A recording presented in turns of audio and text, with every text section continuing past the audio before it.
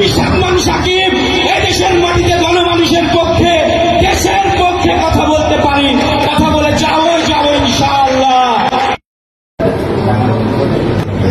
রাজশাহী জেলা ও মহানগর তাঁতি দল কর্তৃক আজকের এই ইফতার ও দোয়া মাহফিলে উপস্থিত সম্মানিত সভাপতি, প্রধান অতিথি, বিশেষ অতিথি সহ আমার সামনে উপস্থিত বাংলাদেশ জাতীয়তাবাদী দল বিএনপি এবং সকল অঙ্গ ও সহযোগী সংগঠনের সকল নেতাকর্মীবৃন্দ, সকলকে আমার আন্তরিক শুভেচ্ছা ও সালাম।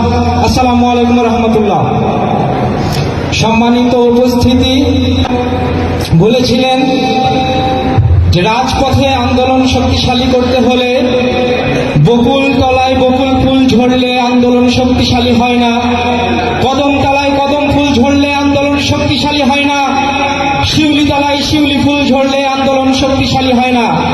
আন্দোলন শক্তিশালী এবং বেগবান করতে হলে রাজশাহীর রাজপথে, ঢাকার রাজপথে, সারা বাংলাদেশের রাজপথে রক্তপাপড়ি ছড়াতে হবে, তবেই বাংলাদেশের আন্দোলনকে বেগবান করা সম্ভব। বন্ধুগণ, আমি তাকে বলতে চাই, আমরা প্রস্তুত। রাজশাহী জেলা সাথে রাজশাহী মহানগর আগামী দিনে তারেক রহমানের নির্দেশনায় এবং নাসির হোসেন নাসির ভাইয়ের সার্বিক সহযোগিতায় যে আন্দোলন গড়ে তুলবে, এই আন্দোলন এই স্বৈরাচার ভোটচোর অবৈধ সরকারের পতন ঘটাবে ইনশাআল্লাহ। সম্মানিত উপস্থিতি, আমাদেরকে কথা বলতে দেওয়া হয় না।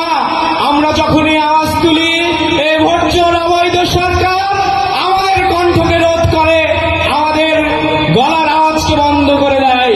আমি বলতে চাই, এদেশের মাটিতে যদি ভোটচোর কথা বলতে পারে, এদেশের মাটিতে যদি স্বৈরাচার কথা বলতে পারে, আমি সালমান সাকিব এদেশের মাটিতে গণমানুষের পক্ষে, দেশের পক্ষে কথা বলতে পারি, কথা বলে যাবো ইনশাআল্লাহ।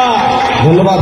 আগামী দিনে তারেক রহমানের নির্দেশনায় যে সকল আন্দোলন সংগ্রামের ডাক আসবে, আমি চাইবো আপনাদের যতটুকু শক্তি আছে সার্বিকভাবে আপনারা আন্দোলন সংগ্রামে অংশগ্রহণ করবেন। এই বলে আমি আমার রাজনৈতিক শিক্ষক জনাব নাসির হোসেন নাসির ভাইয়ের প্রতি শ্রদ্ধা সম্মান রেখে আমি আমার বক্তব্য শেষ করছি। বাংলাদেশ জিন্দাবাদ, বাংলাদেশ শহীদ জিয়া অমর হোক, বেগম খালেদা জিয়া জিন্দাবাদ, তারেক রহমান বীরের বেশি আসবে ফিরে বাংলাদেশ আমাদের কামনাকে সামনে রেখে আমি বক্তব্য শেষ করছি। ধন্যবাদ সকলকে। আমাদের বাংলাদেশের